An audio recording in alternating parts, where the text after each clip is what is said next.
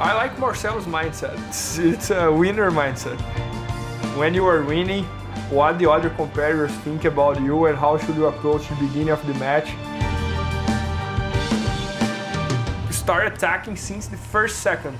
If you start attacking, then you think like, oh, it's worse than I thought, you know.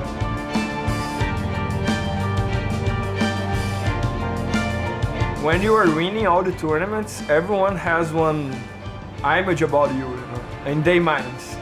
But if you start slow, they start believing during the match that they can beat you. They start like, oh man, it's not like that hard, you know, like I can beat this guy. But if since the first second you start crazy attacking them, they think like, oh man, that's worse than I thought and I can definitely not beat this guy, you know.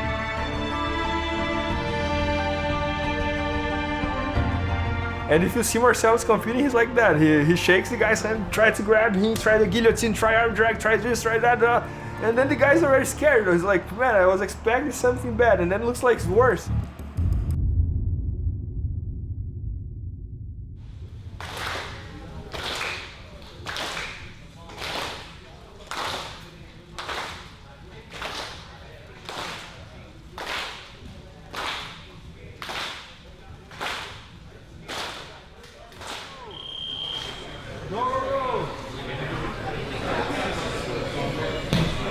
And sweep 1 minute and a half. Wherever you go, he's very heavy on top of you. That makes it very hard to move or get into any positions that you would like to play. But man, he's always ready.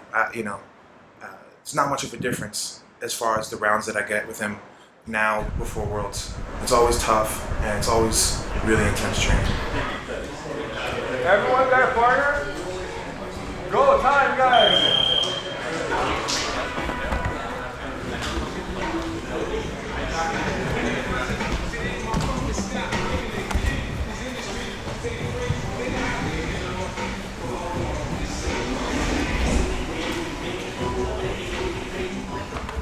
Since the beginning, I already trained a lot, you know, but I didn't know that I would take that serious. You know? When I was like yellow belt going to the blue belt, in my mind I was like, man, that's what I want to do, you know, that's what I want to do for life. I like this concept that you learn techniques and then you test it like right away in a fight. And there was a huge fight. In my house I have two brothers, one is doctor and the other one is injured. So my family didn't trust me at all that jiu-jitsu could be a way of living, you know. 8 hours work, do college, finish college, become employee for something, and that's not what I wanted to my life.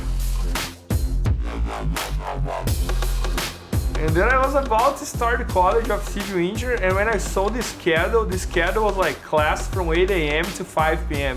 I was like, man, I can't train, you know, if I do that, my jiu-jitsu is done. So I decided that I would not do civil engineer on that college. My dad, if you don't want to do this college, you're gonna have to do some college. He forced me to do that. I didn't want it. If I could, I would move to São Paulo like right away.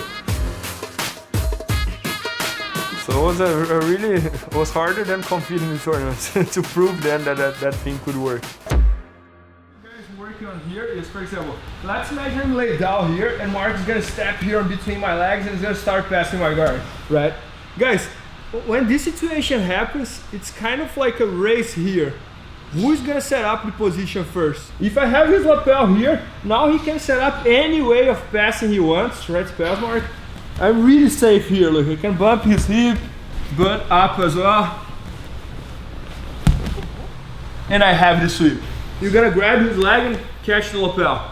Let it go, person's gonna step in again, you're gonna do the same thing, just work on that time. Let's go. I think my first year as a purple, I won the open class of the worlds. You know? No one in my hometown had ever won the worlds. So I was kind of not expecting that thing, you know. And then I was winning like match by match, match by match. When I saw I was in semi-finals against one guy who used to beat me all the time. Then I beat that guy.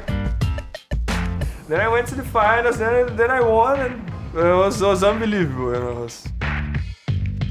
It was probably the best day in my life, you know. But I think the purple belt was probably like my most important belt, because there that I really started trusting and believing in myself, you know. And everyone who used to win the words as a purple belt becomes something in jiu-jitsu. You know, so I was like, okay, I'm gonna become something too. Then my first year as a brown belt, I got appendix. I was 3 months out, in like from February to May. And the words was end of July or something like that. And then I did the words. And I got second on my division. It was not bad. I was happy, I was excited, this and that. And then everything started for me. I went to fight the Brazilian Nationals in the second year as a brown belt. That was the year that I'm sure this year I'm gonna win. Man, in my first matches, I didn't tap, my elbow dislocated. It was the worst day in my life. And that was the only tournament that my dad went to watch me. I remember I was in the hospital with my arm like this, and I told him, oh, okay, I think I'm gonna quit. I remember my dad, he was like, now I think it's too late to quit. Okay, so let's keep going. And then he started supporting me a little more, but he really started like supporting me. And when I moved to São Paulo, that was black belt, I finished my college, and today he's my biggest fan, you know.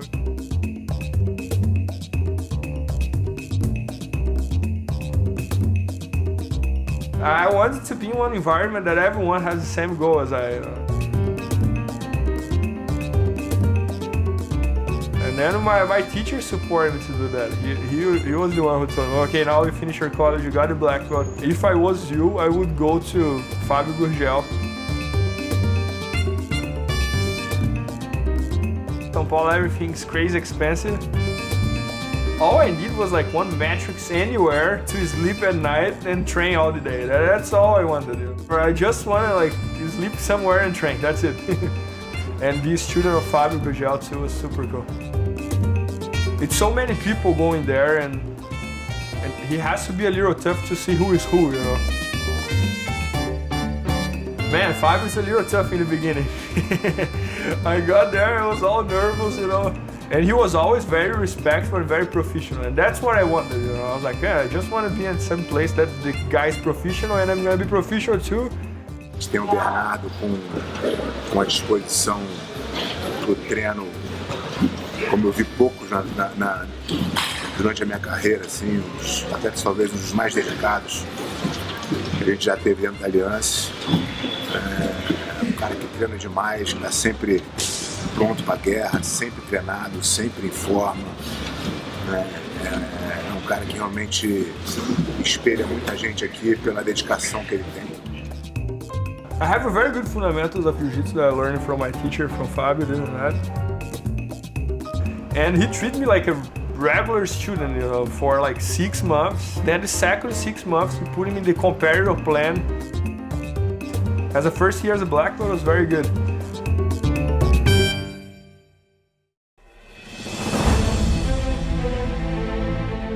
I did the open class first. My quarterfinals was against Romulo Barral. And then I lost to him in the open class. I was all sad, you know, I was crying, you know. Then next day, I was like, okay, let's restart everything again. And I won my first match. I won the second. Then my semifinals was against Lovato. I beat him in a really tough match. And then in the finals, I fought against Xande again. Audio Jungle.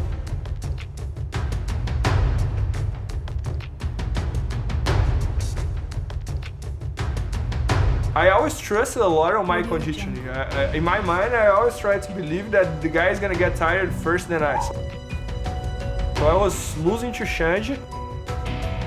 And then 2 minutes left, the match stopped. And then I tied my belt really quick. And then I looked to him, he was tying his belt very slow. I was like, that's my chance. I have 2 minutes to keep making him tired. And I ended up getting one sweep. He by 2 points.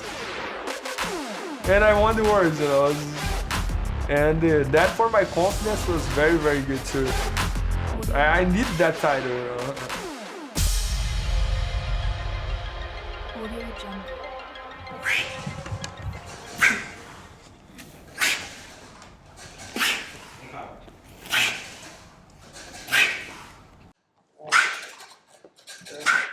Okay, yeah, we are here at Kainifis, is the studio of my conditioning coach. My name is Kevin Peretti. I am a physical therapist, strength and conditioning coach, exercise physiologist.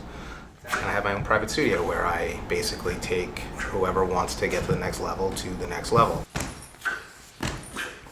Bernardo's here getting ready for Worlds.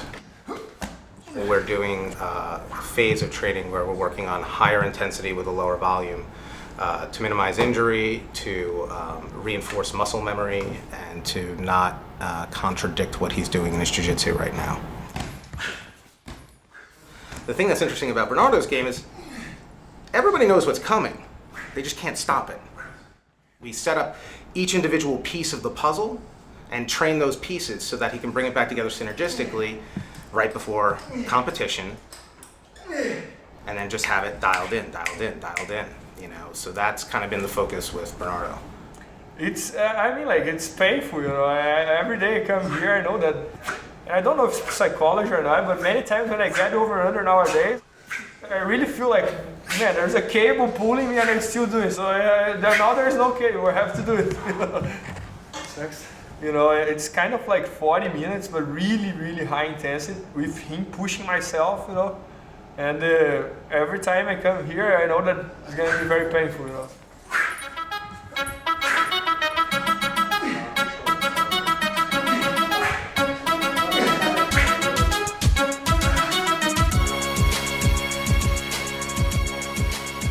At some point I told Fabio, after 3 years on that life, 3 or 4 hours, like, Fabio, I can't handle anymore, you know. I have to move somewhere and stay somewhere. And then Marcelo needed a teacher, and then Fabio made the bridge. I didn't know Marcelo really well, just like shaking hands in tournaments, and so that's how I ended up moving to New York. So, New York is a weird city. Sometimes you hate it and sometimes you love it, you know?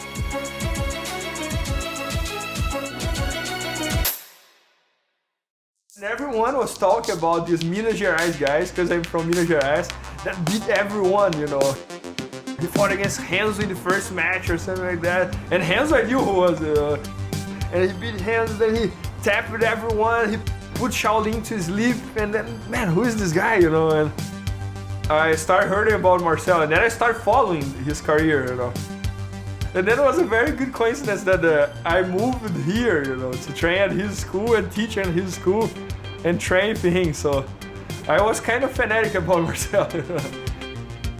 And almost like a father for me, you know. I have a very good relationship with him. You know, I want to compete, I want to train, and I want to teach, but I want to focus on my training. And man, if I can train under Marcelo, there's nothing better than that, you know. I always try to pick things from Marcelo and plus on my game. So for example, my back attack got a lot better since I moved here. And a bunch of details, you know. My defense reflex for submissions got a lot better training for him. And one thing that I like a lot about Marcelo's training, that he loves to roll, you know. So he trains with us all the time, what's very good. And he has no ego, and I'm exactly the same way. I don't care if I'm gonna tap in the train or not. We train a lot. Many times I have to change my game because my positions doesn't work anymore, you know. It's the best jiu-jitsu I ever saw. I'm talking about technique, the clean jiu-jitsu. It's Marcelo, you know.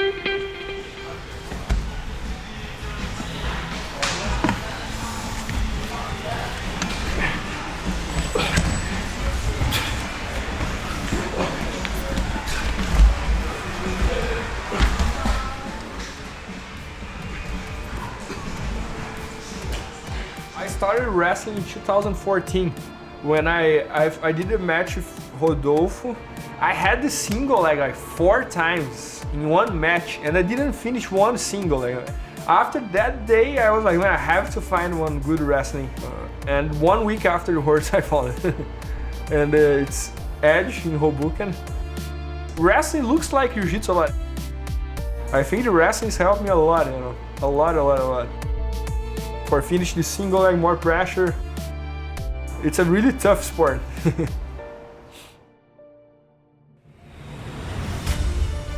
Man, it was amazing. First I did the open class, I went to the finals. Then next day I was like, oh, the finals of my division 2. I ended up doing 7 matches and I got 6 submissions. Final, the World Championships here, 2015.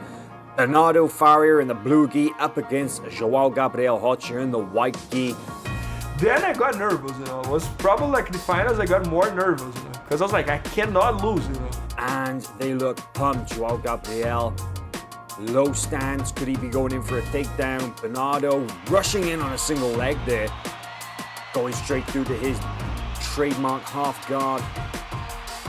Bernardo now, this is his trademark pressure passing position. 1 minute into the contest and Bernardo already up on the scoreboard. Working to pass the legs now, already around to the side. Gabriel trying to come up, but Bernardo almost cleared the knee line. But Bernardo is the one putting the pressure on now. He loves this under-over position. Moving around to the side. So far, João Gabriel doing a good job of preventing that pass. Bernardo climbing up, moving around to the side, and he almost looks like he's finished the pass. There it is, there's 3 points on the board. Bernardo stabilizes position now with a 5-point lead. He's almost around, this is it, this is close. He's cleared the knee line. João Gabriel flat on his back. There's another 3 points on the board. That's now an 8-point lead for the Alliance black belt. Bernardo Faria cruising.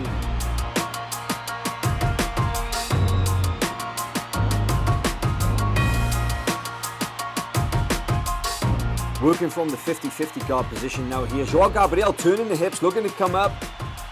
Gets the 2 points. That's it. João Gabriel off the 0 mark now. 2 points on the scoreboard for João Gabriel.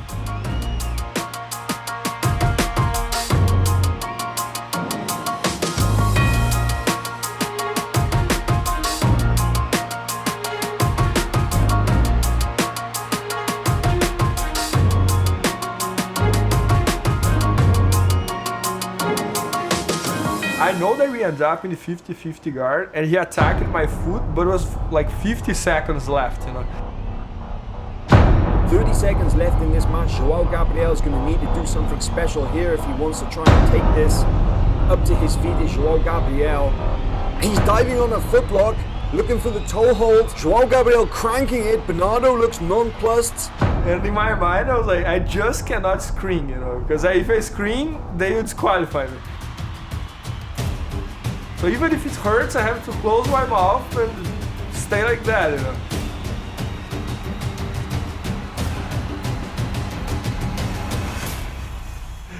And then of course, I didn't tap, and then I ended up winning. 8 points to 2, and Bernardo Faria, the Alliance black belt, is the 2015 absolute black belt world champion. Highest dream I could have in jiu-jitsu, because I think if you do jiu-jitsu, that's the toughest tournament. João Gabriel working hard to try and come back, but so strong, so in control was Bernardo Faria. Really looked unstoppable in this match. There is all this prestigious and all the history, you know, you're part of history, you know. Best thing I ever felt, you know. If I can repeat that, let's see.